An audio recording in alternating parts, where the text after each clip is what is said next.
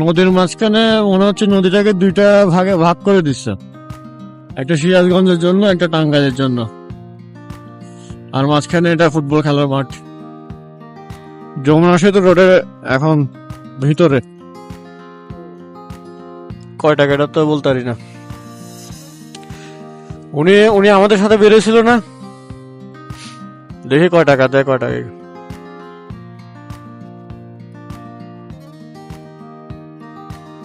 যমুনার পানি পুরাই শুকাই গেছে, পুরা চর জেগে, সম্পূর্ণ চর জেগে গেছে।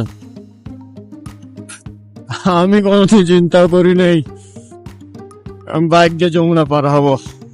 এই নদীর মাঝখানে কত বড় একটা চর, নদীর মাঝখানে মনে হচ্ছে নদীটাকে দুইটা ভাগে ভাগ করে দিচ্ছে, একটা সিরাজগঞ্জের জন্য, একটা টাঙ্গাইলের জন্য, আর মাঝখানে এটা ফুটবল খেলার মাঠ।